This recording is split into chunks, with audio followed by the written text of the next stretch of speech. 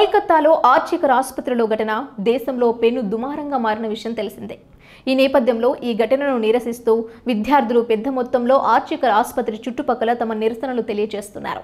ఈ క్రమంలో కోల్కతా పోలీసులు మెడికల్ కాలేజీ అండ్ హాస్పిటల్ చుట్టుపక్కల 7 రోజుల పాటు భారతీయ నాగరిక సురక్షిత సంహిత 2023 చట్టం కింద సెక్షన్ 163 విధించారు.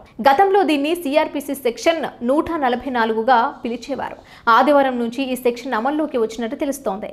ఈ మేరకు సోషల్ కమిషనర్ వినీత్ కుమార్ గోయల్ కీలక ఆదేశాలు జారీ చేశారు. సెక్షన్ 163 ప్రకారం ర్యాలీలు, సమావేశాలు, ఊరేగింపులు, ధర్నాలు, ప్రదర్శనలు జరపరాదని, నిరసనలు తెలియచేయడం నేరం.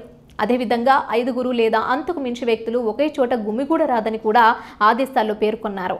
బిఎన్ఎస్ఎస్ 2023లోని సెక్షన్ 163లోని సబ్ సెక్షన్ 1 కింద తనకు సంక్రమించిన అధికారాల ప్రకారం ఈ ఆదేశాలు జారీ చేస్తున్నట్లు గోయల్ వెల్లడించారు. ఈ నెల 18వ తేదీ నుంచి 24వ తేదీ వరకు ఈ ఆదేశాలు అమల్లో ఉంటాయని తెలుస్తోంది. అప్పటి పరిస్థితులను బట్టి తాము ఆదేశాలు ఇస్తామని కూడా పోలీసులు వెల్లడించారు. ఇక ఇదిలా ఉండగా గత బుధవారం నాడు వందల మంది అల్లరిమూక నిరసనల ప్రాంతంలోనూ ఆసుపత్రి క్యాంపస్లోనూ విధ్వంసానికి దిగడంతో భద్రతా సిబ్బంది రంగంలోకి దిగాల్సి వచ్చింది.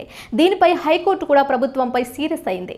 ఈ నేపథ్యంలో ఈ నిర్ణయం తీసుకున్నట్లు తెలుస్తోంది. నిందితుడికి లైఫ్ డిటెక్టర్ టెస్ట్, జూనియర్ డాక్టర్ను ఆగస్టు 9న అత్యంత దారుణంగా రేప్ చేసి హత్య చేసిన ఘటనలో పోలీసులు బీహార్కు చెందిన సంజయ్ రాయ్ను అదుపులోకి తీసుకున్నారు. ఇతడికి ప్రస్తుతం లైవ్ డిటెక్టర్ టెస్ట్ చేస్తారని తెలుస్తోంది. ముఖ్యంగా సిపిఐ ఎల్విఏ లేయర్డ్ వాయిస్ అనాలిసిస్ కోసం కోర్టు పర్మిషన్ను ఇప్పటికే తీసుకున్నట్లు సమాచారం.